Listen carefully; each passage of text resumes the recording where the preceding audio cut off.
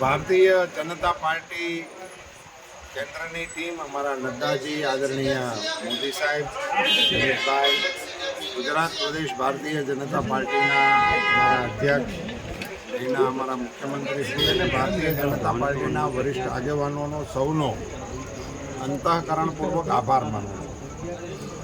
રાજકોટ મારા માટે ભારતીય જનતા પાર્ટીના પાઠ ભણવાનું કેન્દ્ર ગણાય. ભારતીય જનતા પાર્ટીમાં નાના કાર્યકર્તા તરીકે અમે અમરેલી જિલ્લામાંથી રાજકોટ મિટિંગો માટે આવવાનું શરૂ કરેલું. મુરબ્બી ચિમન કાકા, ચકુભાઈ,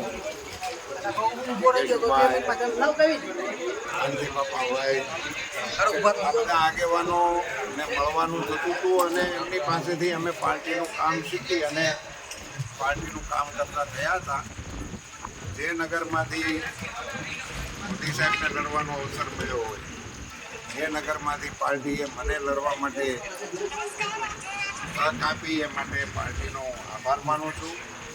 રાજકોટ ભારતીય જનતા પાર્ટીનો એવો કિલ્લો છે કે ત્યાં ભારતીય જનતા પાર્ટીના કાર્યકર્તાઓની એવી પ્રબળ ટીમ છે, જેને કારણે ભારતીય જનતા પાર્ટી સમગ્ર રાજ્યની અંદર પોતાની શક્તિનું પ્રદર્શન કરી શકે છે. ખૂબ કસાયેલા, નીવડેલા કાર્યકર્તાઓની ખૂબ મોટી ફોજ છે. મારા માટે સૌભાગ્ય અને ગૌરવનો વિષય છે. પાર્ટીનો ખૂબ આભાર માનું છું.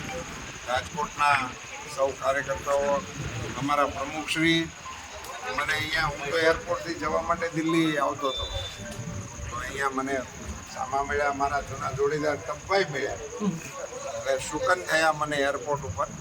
અને સગળી ટીમ લો, અમારા માનનીય ધારાસભ્યશ્રીઓ પણ પધારી ચૂક્યા.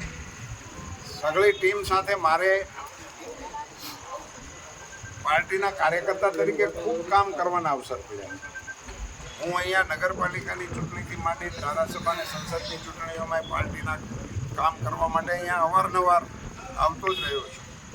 એટલે ઉમેદવાર તરીકે અહીંથી મારા માટે આ એક નવો વિષય ગણી શકાય. અન્યથા તો આ મારું ઘર પણ ગણી શકાય. જે રીતના એમ્સ આપી છે, ઇન્ટરનેશનલ એરપોર્ટ આપ્યું છે, કઈ રીતના સંચાલનની પ્રચાર રહેશે તમારો, કેવી લીડ રહેશે?